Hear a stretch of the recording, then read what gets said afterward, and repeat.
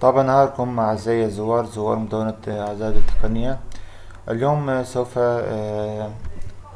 نقوم بتطبيق فكرة جديدة في مجال صفحات الهوت سبوت. كما ترى هذه هي إحدى صفحات الهوت سبوت.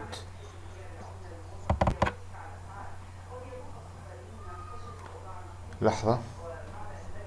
نعم، كما ترون أعزائي هذه هي صفحة الهوت سبوت. الآن نحن نود أن نقوم بإضافة رسالة تلقائية.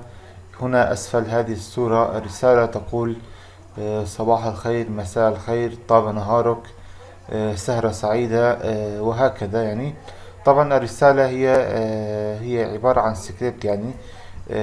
دائما سوف ينظر إلى الوقت في الويندوز أو الهاتف، فيرى إذا كان الوقت هو الوقت المحدد له، فسوف يرسل رسالة صباح الخير. الآن لنذهب إلى السكريبت لكي تفهموا أكثر عليه يعني. كما ترى هذا هو السكريبت الذي سوف أضعه في التدوينة. هذا هو السكريبت كما ترى. الآن من هنا سوف نختار اللغة جافا سكريبت حتى تفهمون أكثر يعني. جافا سكريبت هذا هو الكود يعني. الآن الكود يقول بي اي دي ديمو. قيمة البي هي اي دي. وما هو الاي دي؟ الاي دي هو موجود في الشرح. الآن في السكريبت يقول الثابت ازات فورتك. الثابت تايم هو الوقت. الآن هنا الأداة الشرطية، وأعتقد أن الكثيرين منكم يعلمون هذه الأمور يعني. إذا كان الوقت أقل من 3 فارسل سهرة سعيدة يعني عندما يكون أقل من 3 فهو يكون من الساعة 0 إلى الساعة 3، وهكذا دواليك إلى الساعة 17. فيقول مساء الخير يعني. إذا يعني كانت أقل من الساعة 17 سوف يرسل لا شيء. أما إذا لم تتحقق كل هذه الشروط سوف يرسل مساء الخير. وطبعا مساء الخير عندما يتم استثناء جميع هذه الشروط فستكون من الساعة 17 وما فوق إلى 24 يعني، أو الساعة 0. الآن هنا السطر الأخير يقول document get element by id. يقول اجعل قيمة الاي دي هي اجعل قيمة الديمو هي ازات فورتك يعني. كما ترى اجعل قيمة الثابت ازات فورتك هي ديمو يعني. نعم أعزائي، إلى هنا نكون قد وصلنا إلى نهاية هذا الشرح البسيط. الآن كيف سوف نقوم بإضافة الكود إلى صفحة ال HTML. سوف نقوم بنسخ هذا الكود الذي سوف أضعه في التدوينة. سوف نذهب إلى الملف، نفتحه أيضا مع ملف نفتحه عن طريق برنامج نوتباد بلس بلس، هو أفضل برنامج لتحرير النصوص.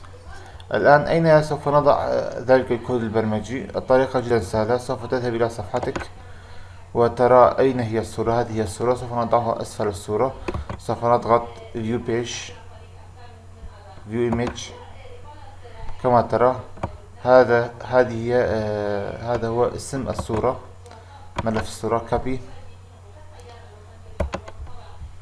سوف نضغط بحث Ctrl V. كما ترى هذا هو سطر الصورة. الآن سوف نأتي هنا سطر إضافي ونكتب نلصق الكود هنا كما ترى هنا. لكن هذا البي ار هي عبارة عن مسافة يعني كما يقال انتر. سوف نحذفها حتى لا تكون هناك المسافة الكبيرة بين مربع الأدخال والصورة يعني. كما ترى هذا البي ار كما ترون إذا حذفناه وضغطنا حفظ سوف تمحى هذه المسافة. كما ترى المسافة سوف تمحى، المسافة الموجودة هنا يعني. الآن سوف نضغط هنا حفظ. عفوا، نأتي إلى الكود. هذا هو Ctrl A Ctrl C. هنا Ctrl V. انتهينا. الآن سوف نقوم بتجربة الصفحة. إذا لم يرسل رسالة. لماذا؟ لأننا كنا قد أخبرناه إذا كانت الساعة أقل من الساعة 17 فلا ترسل شيء. لكن الآن سوف نضيف كلمة طاب نهارك على سبيل المثال، يعني طاب نهارك. حفظ. الآن كما تعلمون الساعة هي الآن أقل من الساعة 17. إعادة تحميل طاب نهارك. كما ترون أعزائي سوف أترك لكم الكود هذا في التدوينة، وبكل تأكيد الصفحة ستكون ذات جمالية وذات صفحة ذكية، يعني إذا طبقتم هذا الشرح البسيط لا يأخذ من وقتكم أكثر من 3 دقائق. شكرا لكم، وأتمنى الاشتراك في قناتي لكي يصلكم كل جديد، وأيضا هو نوع من أنواع الدعم يعني. شكرا لكم.